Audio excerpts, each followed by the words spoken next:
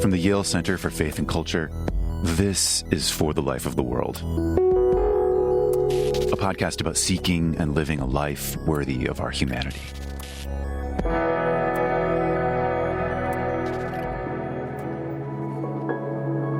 My love for myself should be agapic, such that it both precedes and grounds any of my achievements. As I'm part of the world, in loving myself agapically, I relate to the world and to myself with the same kind of love.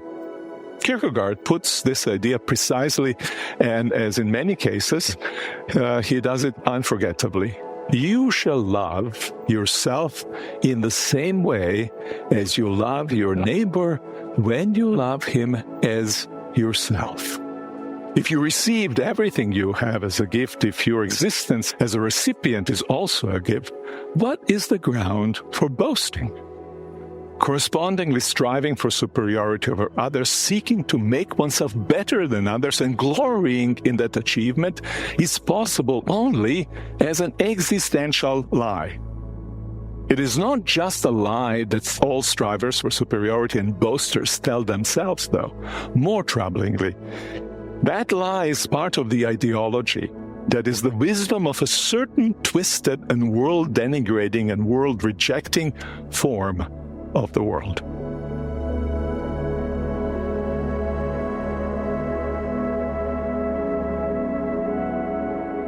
If we want to embrace unconditional love for the world, we have to contend with forces that will undermine that love.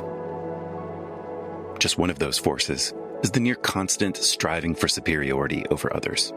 This relentless pursuit of being better than others permeates our lives in all domains, practically from cradle to grave, constantly undermining our intrinsic human value, trading it for a never-ending game of one-upmanship.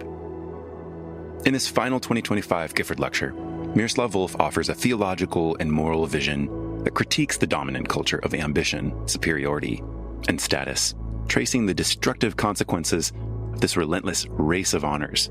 Miroslav contrasts it with God's self-giving, unconditional love, drawing from the Apostle Paul's Christ hymn in Philippians 2 on philosophical insights from Rousseau, Nietzsche, and Max Scheler.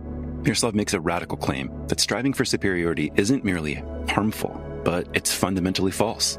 If everything you've received is a gift, and if your existence as the recipient is also a gift, then you have no ground for boasting, as the Apostle Paul reminds the Corinthians.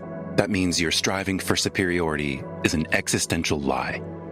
But the love that saves is the love that descends. In a world ravaged by competition, inequality, and devastation, Miroslav calls for a fierce, humble, and world-affirming love. A love that mends what can be mended and makes the world home again. If you're only now joining us for this series, you might consider jumping back to the first lecture and join them in order. Delivered by Miroslav at the University of Aberdeen for the 2025 Gifford Lectures, this series is entitled Amor Mundi, and in it, Miroslav considers God's love for the world and what that should mean for our love of God, our love of all creation, and our love for each other. A special thanks to Paul Nimmo and Paula Duncan at the University of Aberdeen for allowing us to run these lectures in our podcast, and for the support of the Templeton Religion Trust, which helped make the lectures possible. Thanks for listening. I hope you enjoy this final lecture of Miroslav's 2025 Gifford Lectures, Humility and the Glory of Love, St. Paul and Max Scheler on love and striving for superiority.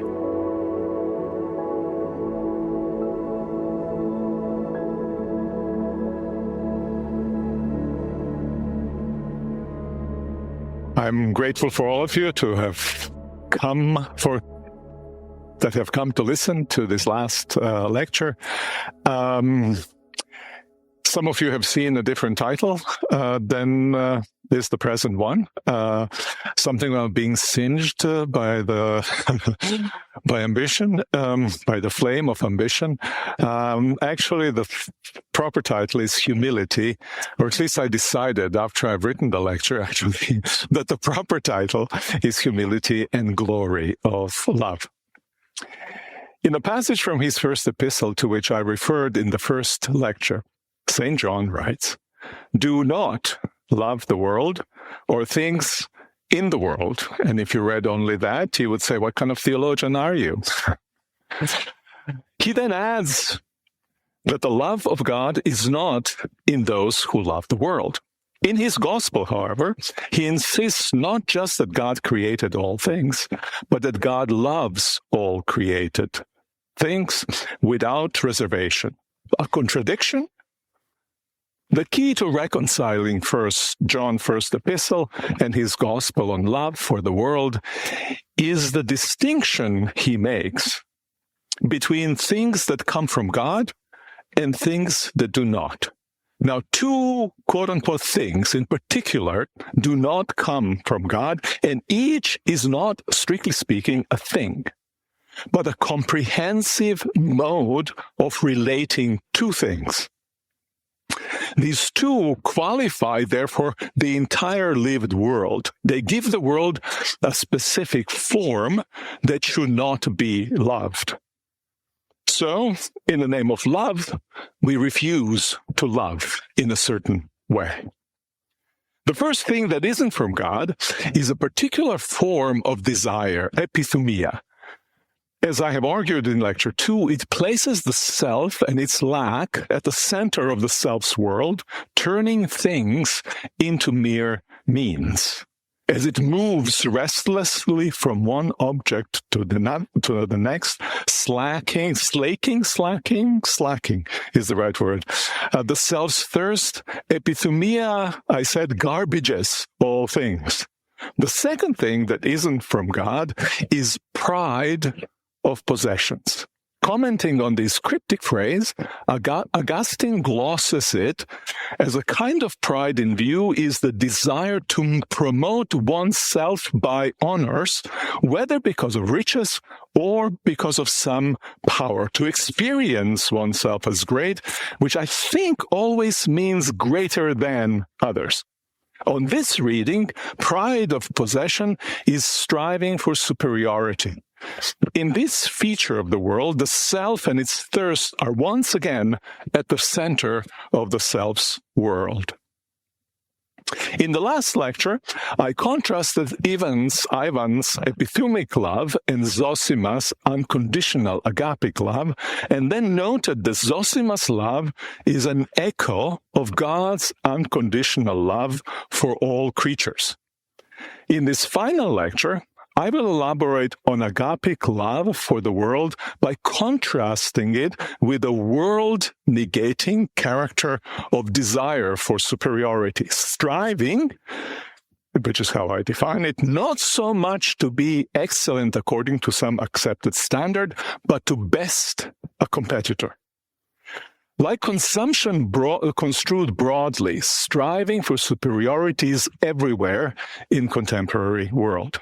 It is not just an aspiration of honor-hungry individuals, though it is that too, as it evident these days on the world stage.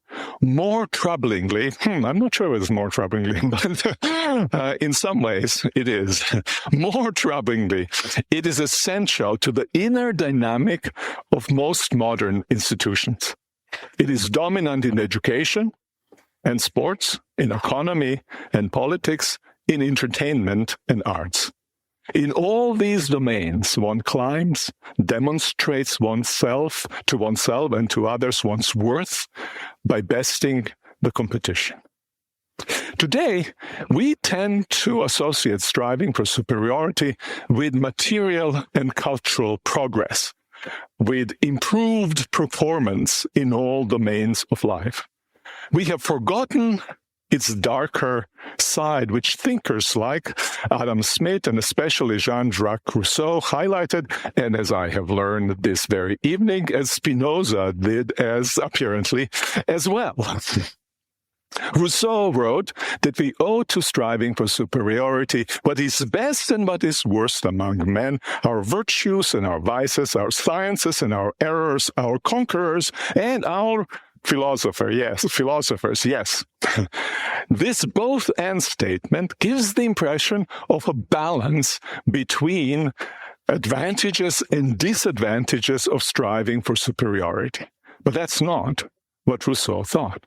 the same sentence concludes that we owe to striving for superiority a multitude of bad things and a small number of good. In the third lecture, I argued that striving for superiority is Nietzsche's main way of pursuing his chief good. Not the only way, but the main way, enhancing power. I suggested also that he thinks that it hinders him from properly affirming, let alone loving, almost anything in the world. In the present lecture, I will show how agapic love is not just a compelling alternative to epithumia, desire for goods, epithumic desire for goods, but also equally to epithumic desire for superiority over others. I will explain why St. Paul rejected striving for superiority in favor of agapic love and how he exposed boasting that results from successful striving for superiority as an existential lie. Max Scheler will help me to reinforce Paul's position, especially to highlight the nobility of agapic love. Unconditional neighborly love and renunciation of status were two cardinal values of the early Christian ethic. Love of neighbor is more basic, but the renunciation of status and consequent, I think, rejection of striving for superiority is more surprising. In Paul's thought, though, the two are intimately related. The rejection of striving for superiority follows from the affirmation of unconditional love. Both are rooted in the example of Christ. We find them seamlessly united in his hymn to Christ. Paul uses the hymn to underwrite the following advice to his congregation in the Philippi. Do nothing out of rivalry or vainglory, but in humility regard others as more important than yourselves. Let each of you look not to your own interests, but to the interests of others. In ancient Rome colonies like Philippi, as in Rome itself, honor was paramount. An important road to glory involved coming to occupy ascending order of offices. This was known as cursus honorum, race of honors. In reconstructing honor in Roman Philippi, Joseph Hellerman proposes that the story of Jesus Christ in Philippians 2 is about a very different race, about cursus pudorum, race of shames. Referring to Jesus Christ, Paul writes, who, though he existed in the form of God, did not regard equality with God as something to be grasped, but emptied himself, taking the form of a slave, assuming human likeness. And being found in appearance as a human, he humbled himself and became obedient to the point of death, even death on the cross. Now, each stanza describes a step in Christ's abdication of status. Hellerman explains, Jesus descends in cursus pudorum from equality with God, status level 1, through taking on of humanity and status of a slave, status level 2, to public humiliation of death on the cross, status level 3. Now, I'm going to make some comments about Philippians, about kenosis, and I feel like I might be bringing some lousy coals to Newcastle. There are people here who have written on this subject very eloquent books, and some of them I dipped in, but not properly read. So my apologies to Paul and Bruce and other folks here.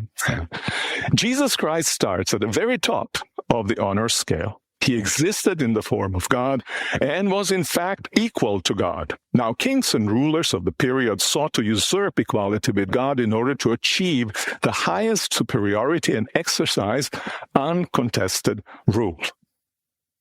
In the hymn to Christ, the contrast to such usurpation of equality is not that Jesus did not aspire to equality with God. He had no need for this because he was God. In contrast, the contrast is rather that he sought neither to hold to his equality graspingly, nor to exploit it for his own benefit. Instead, he gave up the outward appearance of divinity that would manifest his superiority to humanity and legitimize his rule. As God, he became human. As human, he took the form of slave. As slave, he was obedient to the point of death, and the death unto which he willingly went was the most shameful execution of all. Here, then, we have the extreme, and for us mere mortals, unattainable form of the stance Paul is exhorting Philippian Christians to take. Jesus Christ, the one with unmatched status, acted as if even the least important human and most wicked person were superior to him. He looked not out for their interest rather than his own. Now, there's a sharp break in the middle of the hymn. Christ's journey downward ended with the death on the cross. From then on, obviously, he is no longer the agent of his own story. God the Father is. Therefore, God exalted him highly. One common way to understand the link, to understand the therefore, between the two parts of the poem is to think of the exaltation as the reward for Christ's self-abasement. The way to get to the highest honor is to run the race of shame instead of, as one would expect, a race of honors. On this reading, God confers honor on those who do dishonorable service. Nietzsche's Luke 18:14 improved would then be vindicated. He who humbles himself wants to be exalted. Now, the quotation in Jesus is, will be exalted, right? So Nietzsche translated that in humility as a mode of self-elevation. It seems, however, more plausible that with the exaltation of the crucified Christ, his entire journey from not graspingly holding on to equality with God to dying on the cross was declared as exalted. Jesus Christ was no less God and no less glorious at his lowest point than he had been either before the journey started or after he was almost highly exalted. His exaltation, which is about his public acknowledgement, is a declaration of the glory of God, God's radically other-regarding love. His entire journey then reveals what it means to be the Most High. Being God, who is by definition free from pressure to outdo anyone in anything, Christ acts as though the seemingly most insignificant person is more important than he. In their own and limited way, human beings are empowered to regard one another as though the other were more important than they themselves, and to look for the interest of others and not primarily their own. This is neither self-denial nor denial of the world. This is love for the world at work. In the letter of Philippi, Paul was writing to a church that was willing to go where he was leading them. In the church in Corinth, some 350 kilometers to the south, Paul was facing outright rebellion against him. To his opponents, making the crucified Christ the cornerstone of spirituality amounted to an ideology of losers. They wanted to be winners, and they preferred the theology of glory to theology of humility. At the center of the dispute between the parties were their radically different assessments of striving for superiority, and behind that dispute was a divergence about the importance of agapic love. The position against which Paul's adversaries were rebelling is the core of what Paul is about, both as a person and apostle. The gospel, he proclaims, unapologetically and without eloquent wisdom, can be summed up in one ignominious phrase: the word of the cross.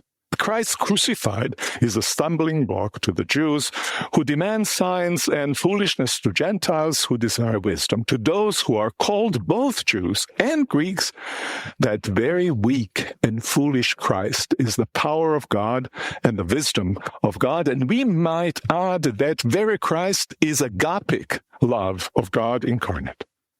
Two kinds of love. Two kinds of power, two kinds of wisdom are clashing. Wisdom, power, and love as understood by the present fleshly and therefore perishing form of the world, and wisdom, power, and love as redefined by the crucified and resurrected Lord. What from perspective of one appears as wisdom, power, and love looks from the other as folly, weakness, and a kind of distortion of love.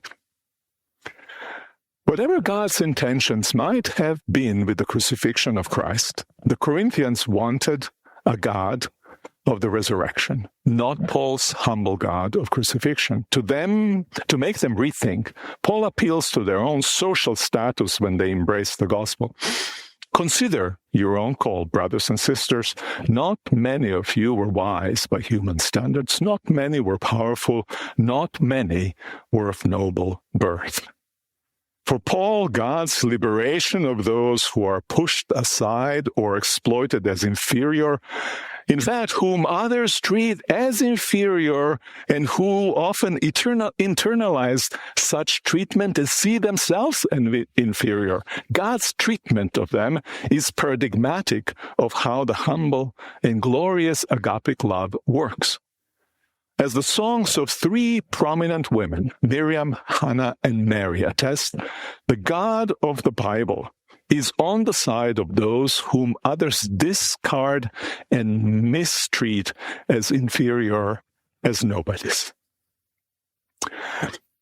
In Paul's words, God, who loves all equally, chooses the things that are not, I'm quoting him now, chooses the things that are not to reduce to nothing things that are. Things that are being here above all those who make themselves into something by diminishing others.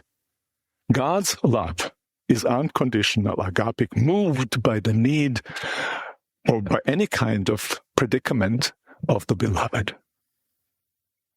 This is the first half of Paul's case, and Corinthians are likely to be with Paul up to this point, nodding heads in the congregation here.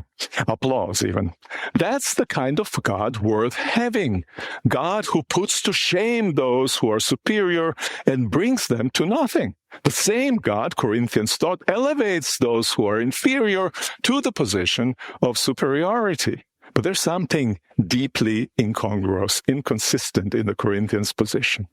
Theirs was an ideology of losers who crave the tables to be turned, a stance that springs from ressentiment, as Nietzsche has so powerfully argued. They themselves are strivers for superiority who do not seem to have in principle anything against inferiorizing others.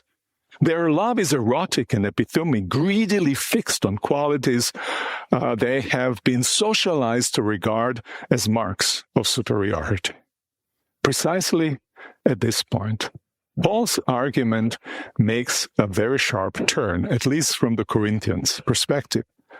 Why does God turn somebodies, those who according to ordinary standards are generally recognized to be somebodies, into nobodies? Why? Paul responds, so that no one might boast in the presence of God. No one means not just those who are deemed superiors and seek to maintain their superiority, but also those who are deemed inferior and aspire to achieve what has come to count as superiority. God's action undercuts what Louisa Shortov has called the structure of bragging that motivates striving for superiority at any stratum of social hierarchy. Now, God does elevate the inferior and does bring down the superior. The God of the Hebrew Bible does, God of the Gospel does as well. But if God only did that, we might be tempted to think that God is the God of the weak and resentful, as Nietzsche argued, perhaps that God is even their invention. But God does more than that. God changes the standards according to which the inferiority-superiority scales are set, most notably by revealing the crucified Christ to be, and his agapic love declaring the crucified Christ with his agapic love to be the Lord of glory rather than the Roman emperor. And yet, if God only set up new standards of value, God would be the God of radical moralists and strivers for moral superiority. God, in fact, does more than even that, Paul insists. In getting rid of the practice of boasting, God cancels the standards of the kind of aspiration whose goal is superiority, however one construes what makes people superior.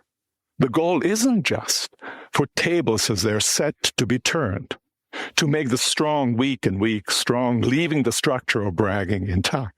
The goal isn't even just to have the tables set entirely differently, to redefine what it means to be strong so that one can strive for the right kind of superiority. The goal is to have tables that do not need to be turned or reset for each unique member in the social body to have equal honor and receive the same care. This is exactly what Paul goes on to argue later in that same epistle. The kind of reordering of social reality is a chief effect of the practice of agapic love.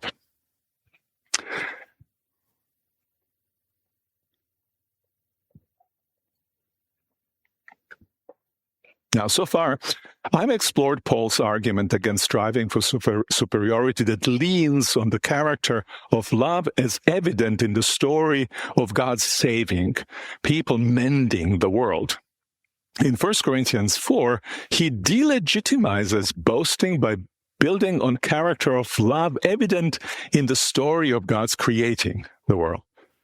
His argument is terse, but powerful. It takes form of three rhetorical questions. Who makes you different, meaning better, from another? What do you have that you did not receive? And then, if you received it, why do you boast, as if it were not a gift? Corinthians' boasting implies that each would answer the first question, what makes you something special, in roughly the way a striver for superiority would. They might answer, I do. I myself make myself distinguished by my work and abilities. All of this I do with God's help, of course. God helps those who help themselves. Therefore, I merit status that I have. Paul's second question is formulated to invalidate that implied response. What do you have that you have not received? The expected, or at least appropriate response is not very much. He nudges them to affirm that everything they are and they have is received. It is theirs, above all, as a gift. As I have argued earlier in Lecture 4, this is what it means to be a creature, to be abidingly, agapically loved by God into existence. And that's what it means to exist and have one's identity in a historically extended and planetary network of relations. Central to Paul's critique of superiority is the command to imitate agapic love of Christ as Savior and as Creator. equally important is a kind of a native sense that one is a small part of interconnected world that God created out of love, such that one's entire self is a gift of grace. That received existence and love should regulate one's relation not only to others, but I think importantly also to oneself.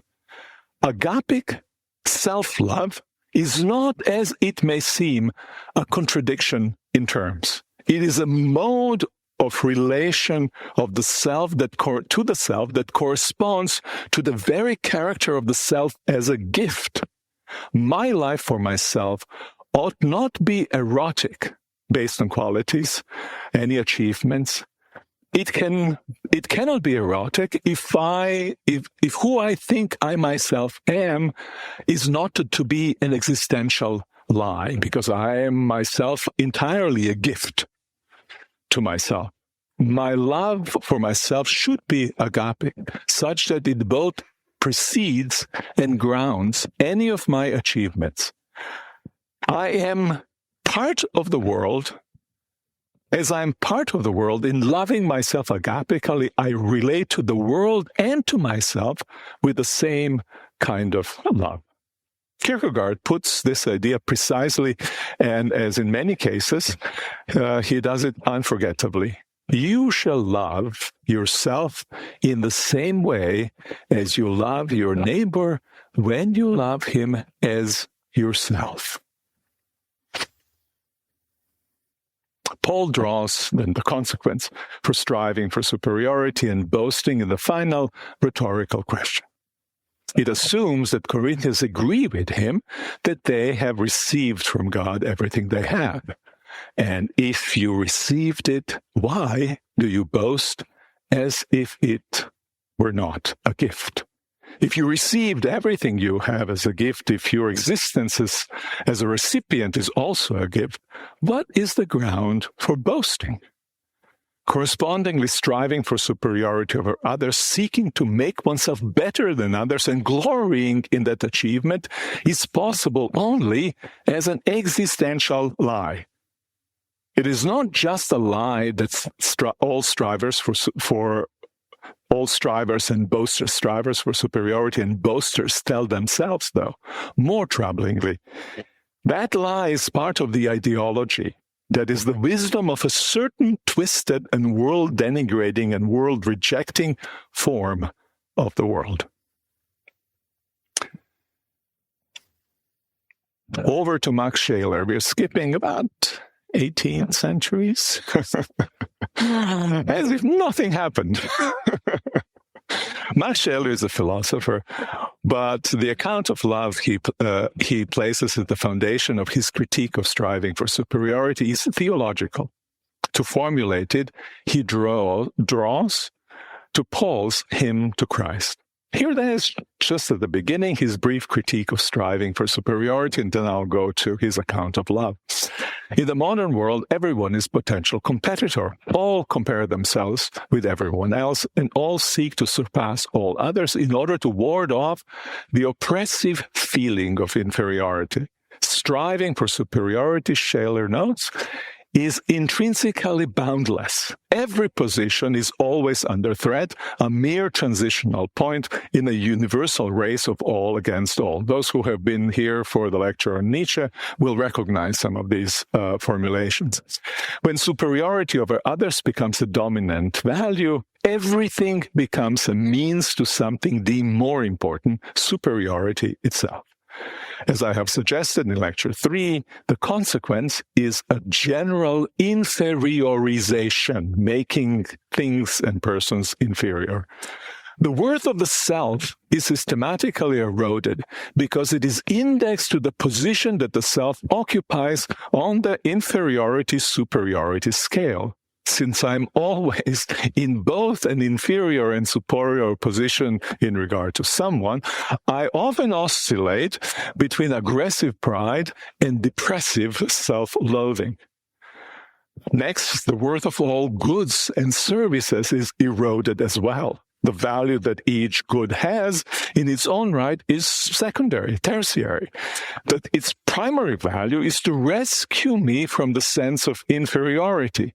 But that primary value lasts only as long as my competitors do not possess superior goods. To the extent that I'm striving for superiority, I cannot love myself unless I am the goat, the greatest of all time, and I cannot love any good that is inferior to the goods of others, whether that good is my spouse, my child, or anything else.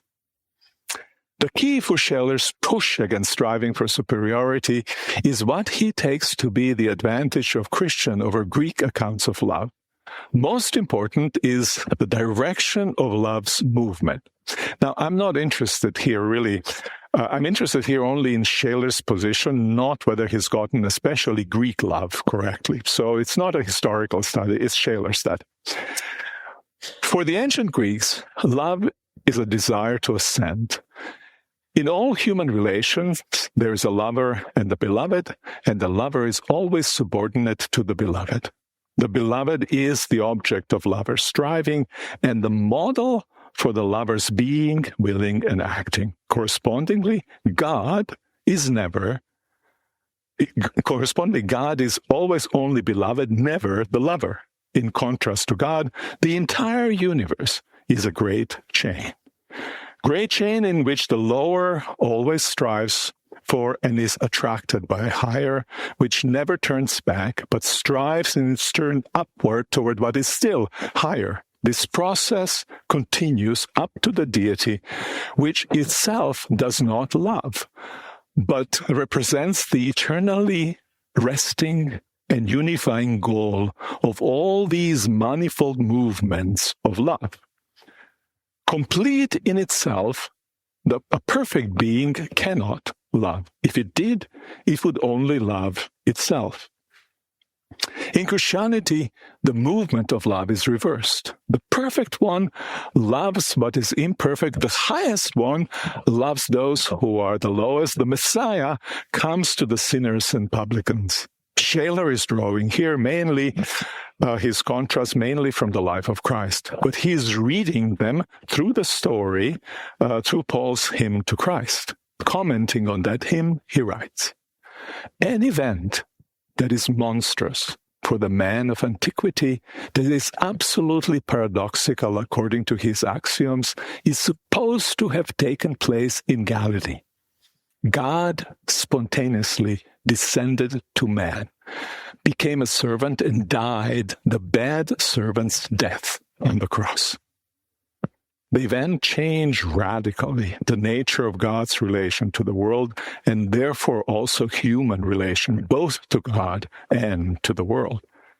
God is no longer the internal unmoving goal like a star for the love of all things, moving the world as beloved moves the lover.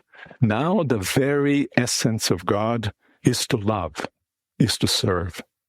Creating, willing, and acting are derived from these original essential qualities. Consequently, the greatest good is no longer something or some state of affairs, but an act. It is the value of love itself as love, not for its results and achievement. But what kind of love is this? First, it is a love that does not spring from the need alone. It is not epithumic love. All acts motivated by need consume themselves in realization of the desired goal, a point which, as we have heard, Schopenhauer and Nietzsche made as well.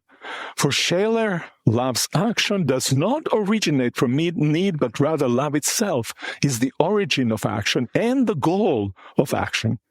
Far from spending itself and disappearing in its goal, love grows in its action. Second, no rational principle regulates who and what ought to be loved, or how much love ought to be bestowed on those who ought to be loved. Love is not tailored to the worthiness of the beloved. It is not erotic in my sense, but unconditional, agapic. All are worthy of love, Scheler writes, friends and enemies, the good and the evil, the noble and the common. The cornerstone of Scheler's argument is the claim that to love, to serve, to bend down is God's own essence. But one can serve in many different ways and for many different reasons. One can be also forced to serve, as many are even today as well. When one serves freely out of love, Scheler notes two ways in which one can do so. Love that serves can be motivated by self-loathing, surprisingly, by hatred of one's own weakness and misery. Goaded by the sense of inferiority, lovers then help the downtrodden, for instance, in order to acquire a reputation for generosity and strength, to show themselves as superior both to those standing by idly and the downtrodden themselves. In my terminology, such service is epithumic. In contrast to the false lovers' search for superiority, genuine lovers are not after their own glory. Instead, they seek to affirm the positive value of those they love, however weak and lowly they might be. That's because genuine love is not predicated on lack, but on abundance. It is a spontaneous overflow. It is not motivated by the need of lovers, not even by the need to free themselves of the burden of their goods, as we saw was the case with Zarathustra.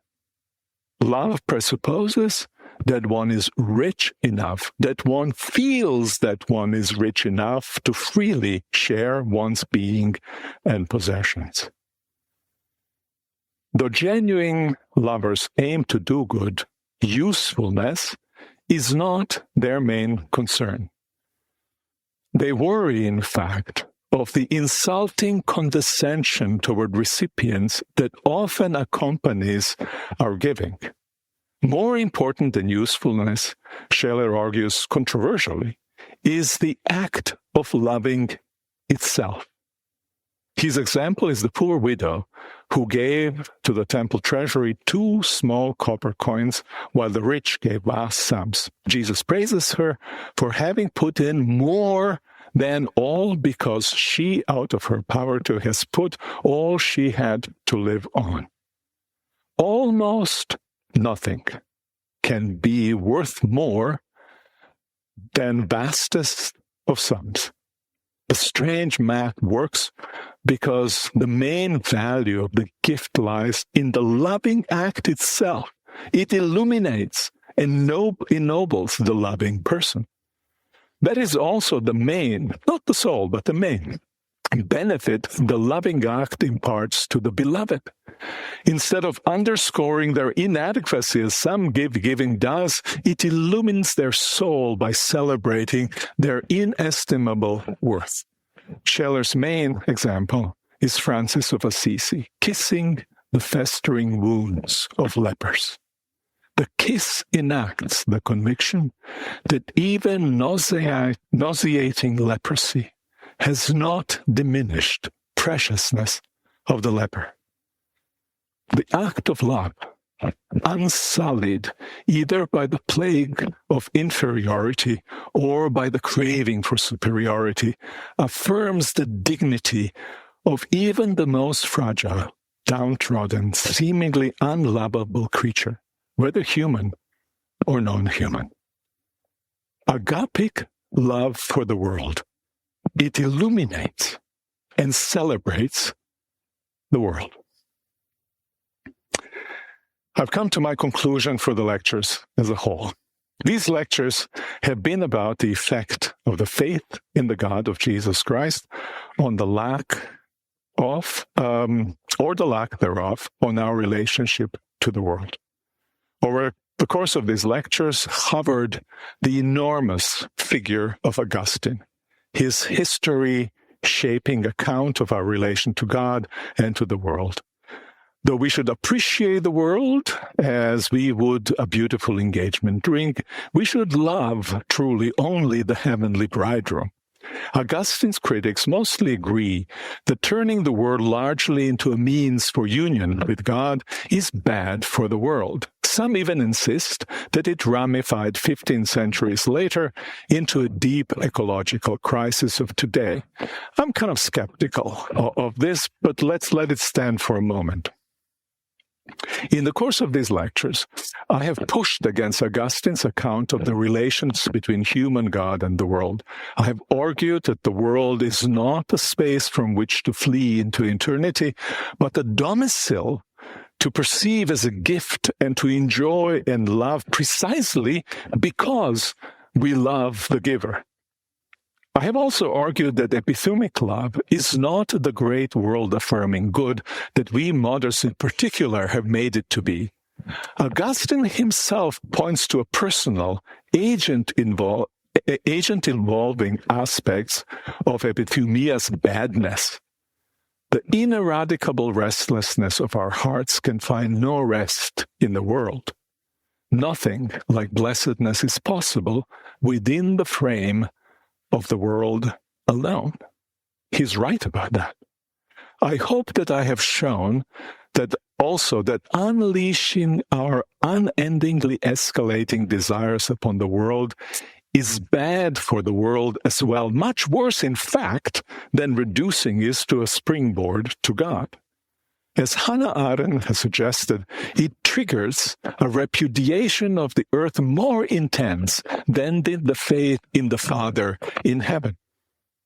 As a springboard to God, the world is still God's creation, a beautiful engagement ring to be appreciated, just not loved in its own right, as if it were not a sacrament of the relationship with the lover. Even the kind of relationship to the world Augustine does recommend can push against reification of the world, against letting the void of our wants swallow it and the flame of our desire scorch it. Shortly before writing this lecture, I came across Sunil Amrit, colleague at Yale, book The Burning Earth, a global ecological history of the past 500 years. He writes at the beginning, the transformation of the world began with desire, even as most human lives scrabbled for subsistence. The desire of powerful rulers for symbol of rank and distinction, for pearls and pepper, for gold and silver and sugar, as well as desire for maximum profit in the shortest time.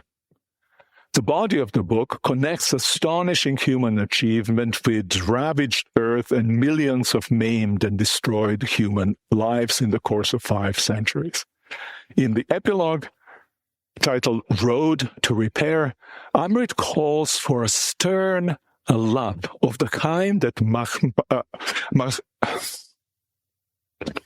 dyslexia had totally kicked on. What's the first name of Gandhi? There we go. I can recognize it. I just can't pronounce it right now. That one, exemplified, and Martin Luther King practiced in seeking to build the beloved community. Derided by many political realists as too soft, King nevertheless insisted that love is exactly what the civil rights struggle demands. In my own ways, I have argued that the damaged earth too, and all that is in it, groans under our rapaciousness, and it demands that we love it. It ought to be loved into its own dynamic and always incomplete wholeness, not mainly because its revenge is fierce, which is true too, but because its value is inestimable. A more apt image for the world than Augustine's beautiful ring is the image of home, the world as the home of God and humans together. As I noted in Lecture 4, that vision was originally articulated between the lines in the first book of the Hebrew Bible. The world God created bears the subtle but unmistakable marks of a temple. We generally think of a temple as demarcated holy space within a secular environment. In Genesis, the whole creation is the temple. The two last chapters of the last book of the Christian Bible sketch an intensified version of this image. The entirety of the world has become holy. In fact, it has become holy of holies in virtue of God's presence in it. But what about the world between the primordial beginning and post-historical ending? Between Genesis and Revelation 21 and 22. Two gospel stories, one told after another, but with partly concurrent action, illustrate well the way to think about our relation to the world for which I was arguing in these lectures. I'm referring to the story of Christ's transfiguration and the story of a boy possessed by an evil spirit. In what was for centuries considered to be the most famous painting in the West, Raphael portrayed these two stories on a single vertical canvas. Split in the middle, the mountaintop scene of the Transfiguration above, the scene of demon possession below. In the birth of tragedy, Nietzsche saw the top panel, Apollonian, in the top panel, an Apollonian world of illusion, and in the bottom one, the chaotic, Dionysiac world that gave rise to the dark wisdom of the ancient Greek satyr Silenus, that it is best not to have been born, and if one has been born, to die young. In Raphael's painting, there indeed is something dreamy about the top of the mountain world.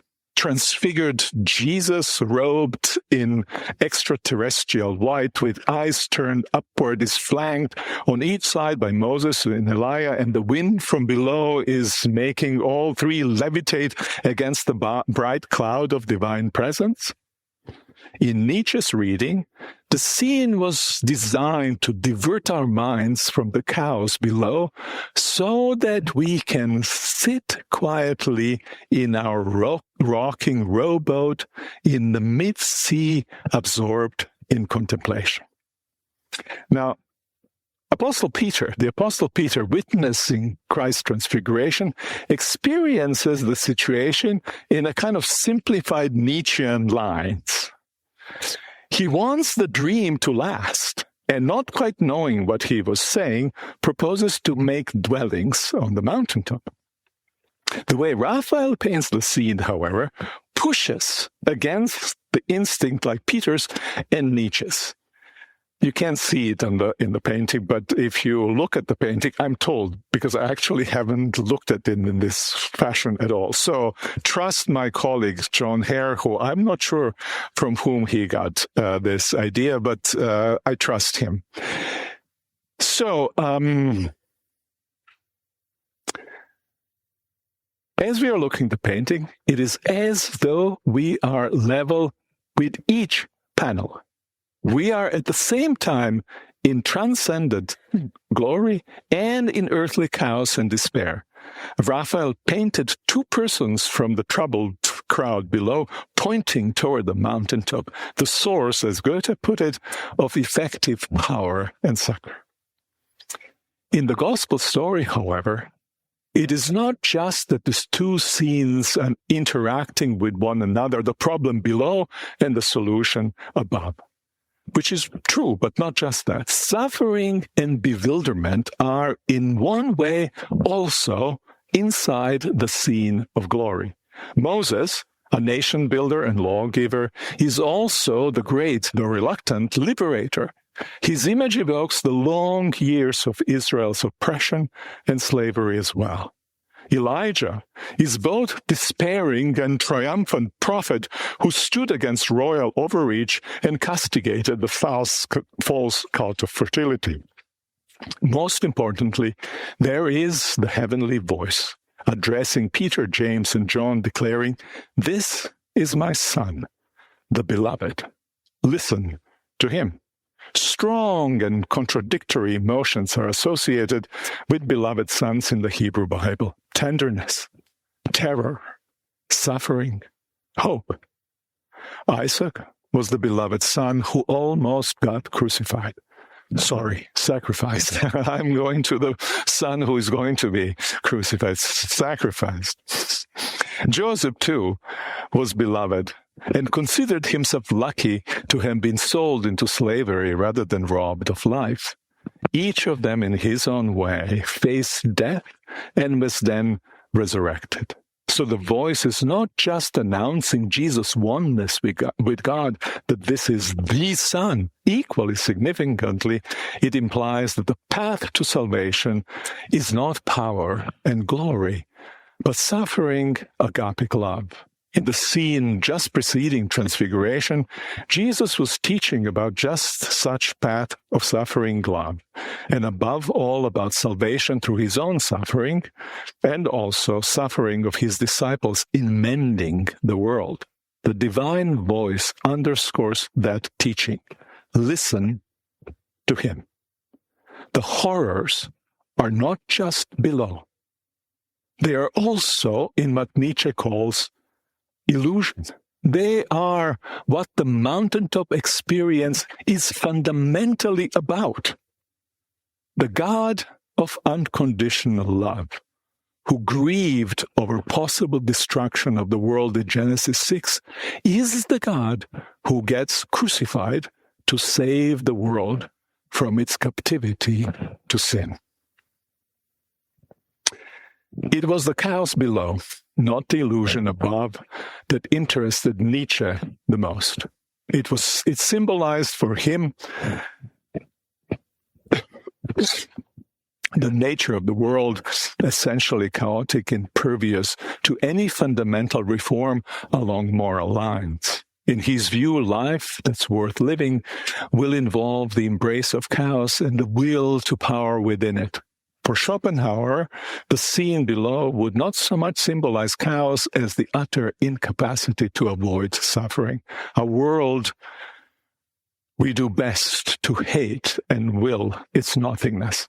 Schopenhauer and Nietzsche are mistaken in their respective accounts of the world and our relation to it. At least they are mistaken from the perspective of the faith in the God of Jesus Christ. Still, there is something very dark about the world in which God gets crucified, in which God is killed for loving the world. At the bottom half of Raphael's painting, we see underscored that it would be a mistake to minimize chaos and to think that we can manage it with mere moral suasion and social reform. It's echoes of Dostoevsky. The boy possessed by a demon is only one of many instances of demon possession in Mark. Demon possession is, of course, not a medical diagnosis, but a description of an experienced phenomenon. The boy was utterly in the power of murderously destructive alien force. His father was in despair, unable to help him. Jesus' disciples, too, were impotent, facing an illness that had afflicted the boy since early childhood. Within the good creation, a chaotic power has broken loose and made life nearly impossible. The father who brings the boy to the disciples and the disciples who try but fail to heal him love him in their way agapically, impotently. Their actions say, I want you to be and I want you to be well. I will not break faith with you. Even if it is Jesus who heals the boy, the father and the disciples are part of the community of care. Talk of demonic possession is ancient. But the feeling of being in the grip of power we cannot control is very much still with us. All our sophisticated technologies designed to help notwithstanding, indeed, partly because of these same technologies, it is so.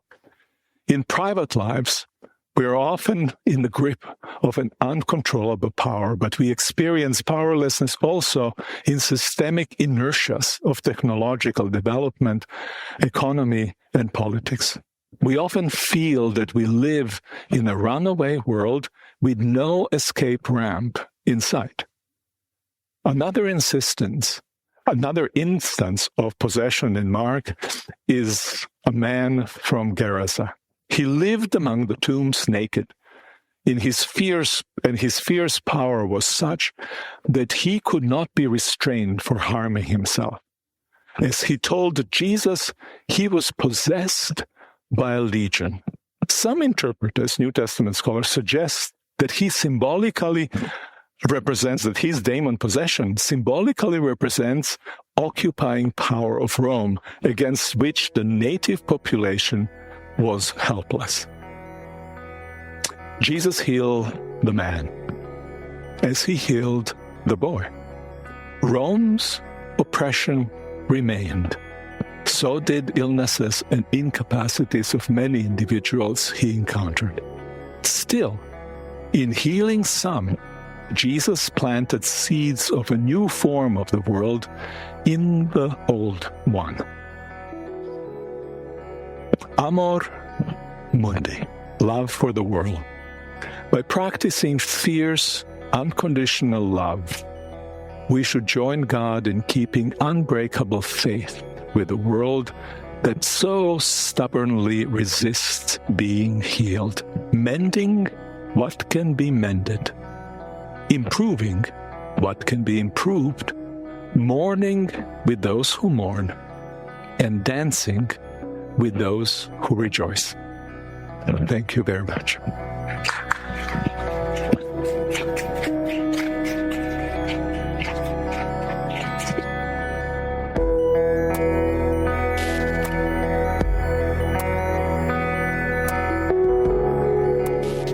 For the Life of the World is a production of the Yale Center for Faith and Culture at Yale Divinity School. This episode featured Miroslav Volf. Production assistance by Taylor Craig and Macy Bridge. I'm Evan Rosa, and I edit and produce the show. For more information, visit us online at faith.yale.edu, where you can find past episodes, articles, books, and other educational resources that help people envision and pursue lives worthy of our humanity. If you're a new listener, remember to hit subscribe in your favorite podcast app so you don't miss the next episode. And if you're a loyal supporter, we would love for you to share this episode. Send an email, post it on social media, or even better, tell a group of your buddies, have them all listen, and then have a lively discussion. As always, thanks for listening, friends, and we'll be back with more soon.